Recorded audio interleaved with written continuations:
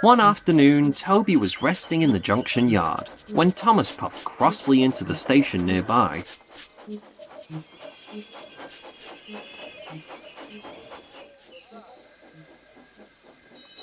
"Hello," called Toby.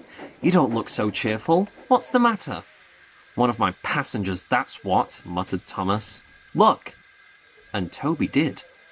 He noticed a very smartly dressed man step off of Thomas's train and onto a waiting mainline connection. "That's Mr. Roodley," continued Thomas. "He's a banker who lives near our top station. A regular old fusspot." Toby chuckled. "Oh, I'm sure he's not that bad." "You'll see," warned Thomas.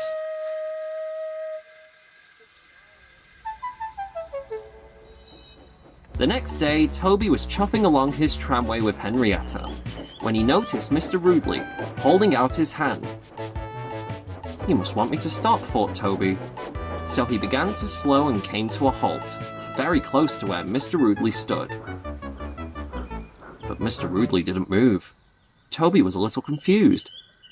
"Excuse me, sir," Toby asked politely. "Would you like to get on board?" "Yes, I would."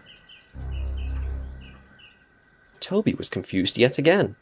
He waited and waited, till finally Mr. Roodley turned on his heel, and true to his name, he pointed angrily at Toby. "Well then, why won't you move?" he grumbled. Toby wasn't sure what to say. You trains are supposed to stop where passengers can get on.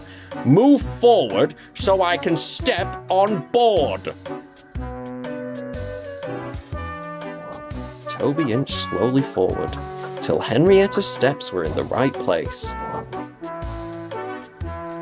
Mr. Roodley looked down and sniffed in a toffee-nosed manner before boarding Henrietta. "Huh," Toby snorted and trundled away. He was quite annoyed, as was Henrietta. The mean old man," she grumbled.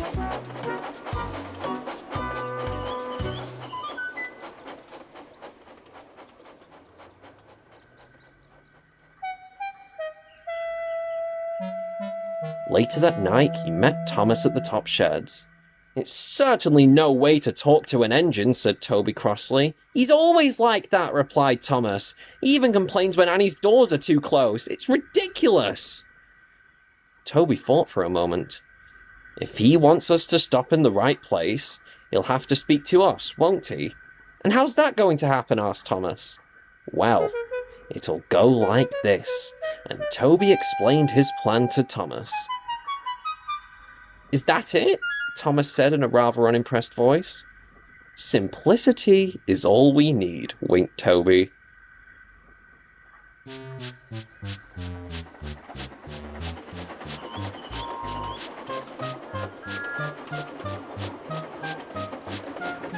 So the next day, whenever they saw Mr. Roodley waiting, they would stop as far away from him as possible, much to his annoyance.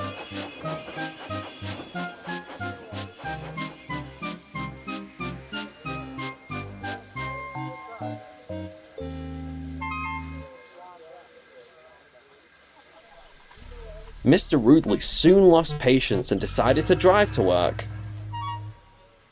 Toby was disappointed. He had hoped that Mr. Roodley would get so fed up that he'd have to be nice. But Thomas didn't care. He was glad not having to deal with him anymore.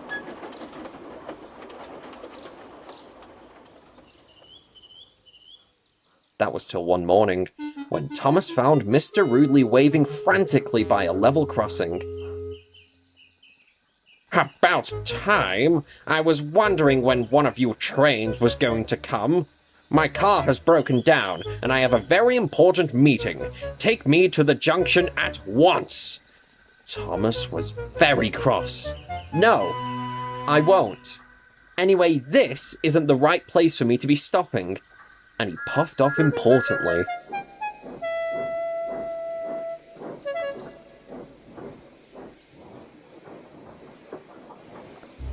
Mr. Roodley was furious. Presently, Toby came by with a goods train. Mr. Roodley angrily waved him down and explained his predicament, along with what happened with Thomas.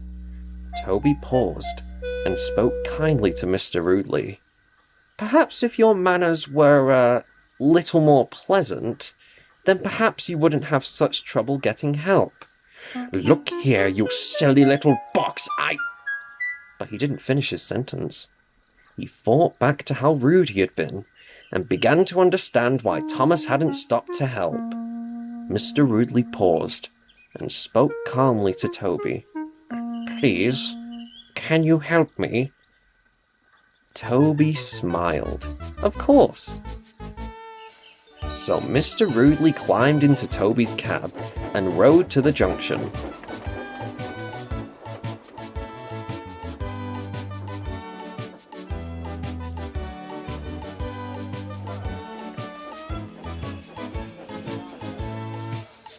He thanked both Toby and his crew before running to catch his train.